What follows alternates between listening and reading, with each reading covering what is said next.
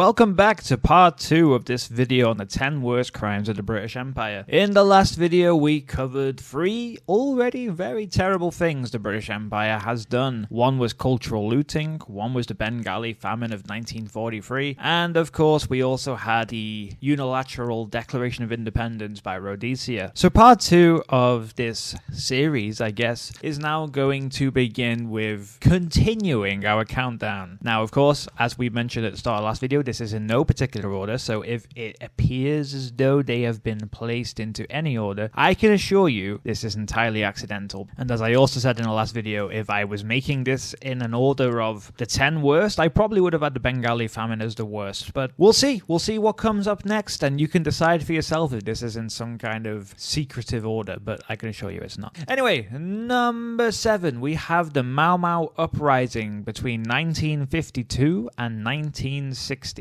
The Mau Uprising, which unfolded in British-controlled Kenya between 1952 and 1960, was a pivotal moment in the struggle for African independence. So let's explore some of the causes, the dynamics, and Britain's role in the Mau Uprising. So in the early 20th century, Kenya, then a British colony, experienced social and economic upheavals due to British settler colonization, land dispossession, and the exploitation of African labour. By the 1950s, discontent among the Kikuyu people, Kenya's largest ethnic group, culminated in the formation of the Mau movement, a secret society that sought to resist British rule and address issues of land alienation and political marginalization. So Britain's role in this was pretty bad. So the root cause of the Mau Uprising can be traced back to the dispossession of Kikuyu lands by British settlers. The indigenous population was forced off fertile lands, leading to economic hardship and social unrest. Sounds familiar, doesn't it? This seems to be a common theme with the British Empire. Anyway, the settlers' economic interests often clash with the needs of the local population, creating a volatile environment. The British colonial administration responded to growing dissent with repressive measures. The settlers and colonial authorities instituted policies that further marginalized the indigenous population. The introduction of the hut tax and restrictive land policies intensified grievances and fueled the Mau movement. Then, in an attempt to quell the uprising, the British authorities implemented a policy of mass detention. Thousands of Kikuyu were interned in detention camps where reports of torture, abuse, and extrajudicial killings surfaced. There is footage out there of this too, so this is not something that has been made up to make the disaster or the crisis look worse than it was. This is definitely out there. The harsh treatment of detainees contributed to international condemnation and a re-evaluation of Britain's colonial practices. The British military played a significant role in suppressing the Mau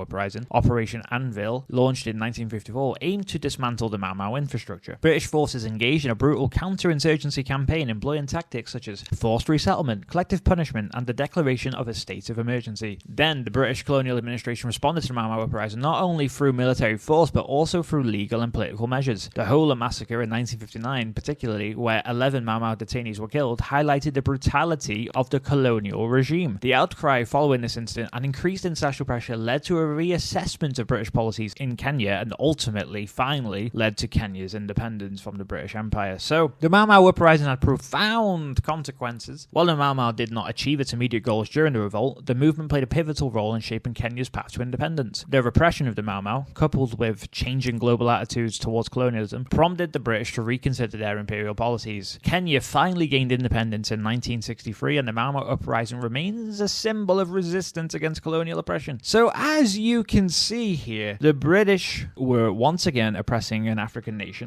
nation which was treated as second-class citizens and was, it's bad, people. It's very bad, and it's number 7 on this list. Number 6, the Partition of India. So the Partition of India in 1947 is a significant event in modern history that had profound and lasting consequences for the Indian subcontinent and indeed the larger world. The partition marked the end of British colonial rule in India and the creation of 2 independent nations, India and Pakistan. While the end of colonial rule was a momentous occasion, the partition itself was marred by violence, displacement, and communal tensions. Let's explore the Partition of India and discuss some of the mistakes made by Britain during this critical period. So, one of the major mistakes made by the British colonial rulers in India was the implementation of the divide and rule policy. The British administration exploited existing religious, linguistic, and cultural differences among the diverse communities in India in order to maintain control. This divisive policy sowed the seeds of communalism, making it easy for the British to control the population by exacerbating tensions between Hindus and Muslims. The decision to divide Britain into 2 separate nations, India and Pakistan, was a hasty and poorly planned process. The Radcliffe Line, which demarcated the boundaries between between India and Pakistan was drawn by Sir Cyril Radcliffe, a British lawyer who had never even been to India before. Like, what the heck, man? The rushed nature of the partition led to arbitrary border demarcations that did not consider the demographic, cultural, and economic realities of the region. The British authorities then failed to adequately consult with Indian leaders and communities during the partition planning. The decisions were often made in London without considering the ground realities and aspirations of the people of India. You know, India to London, it's a bit of a distance. This lack of consultation contributed to the widespread discontent and violence that followed the partition. The British administration did not take sufficient measures to ensure the security and safety of the people during the partition. The mass migration of Hindus, Muslims, and Sikhs across the newly drawn borders resulted in widespread communal violence, leading to the loss of countless lives and the displacement of millions. The British could have done more to prevent and mitigate the violence that erupted as a result of the partition, but they didn't, because as we've seen so far, the British are bad. They kind of suck. The partition created severe socio-economic challenges for both India and Pakistan. The sudden division of resources, industries, and administrative infrastructure led to economic hardships in both nations. The British could have played a more active role in addressing these issues and providing a smoother transition for the newly formed countries, but they didn't. Anyway, the British failure to address communal tensions and the divisive policies implemented during their rule left a lasting legacy of religious animosity between Hindus and Muslims. This continues to impact the region today as India and Pakistan grapple with ongoing tensions and conflicts as they sort of remain in a constant state of Cold War. So, the partition of India was a complex and tumultuous process that resulted in widespread suffering and long-term consequences for the subcontinent, and it's all the fault of the British Empire. Number 6.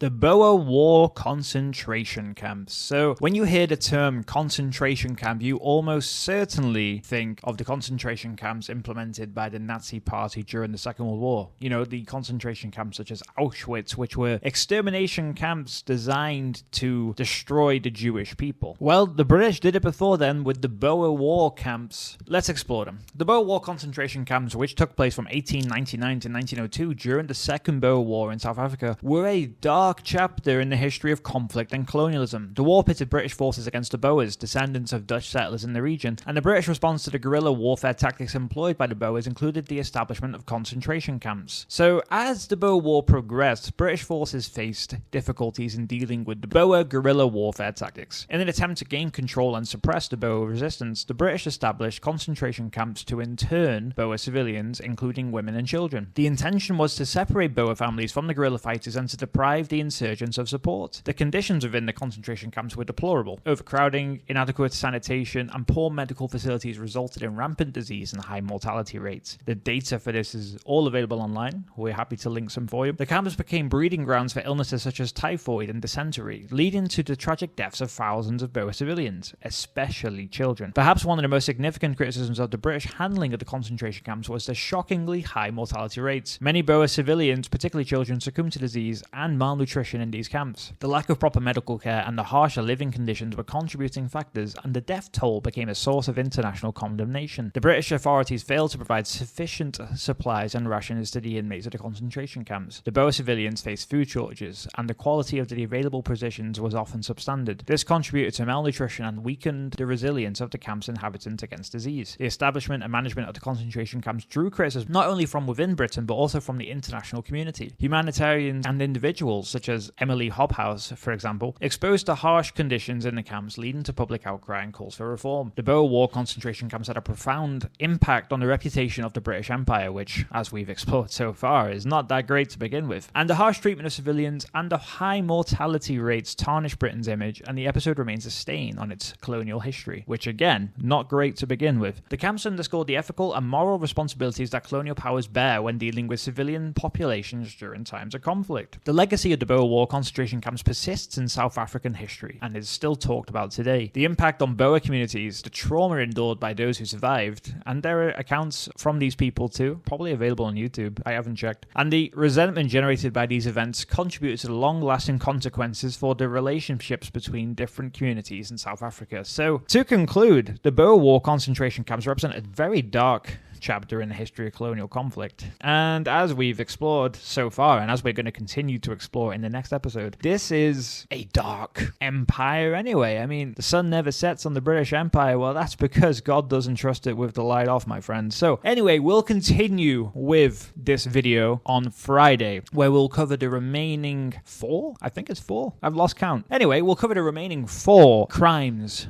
to be covered here. So, let's do it on Friday. If you wish to subscribe to us, please, I implore you, I beg you, please subscribe. Please.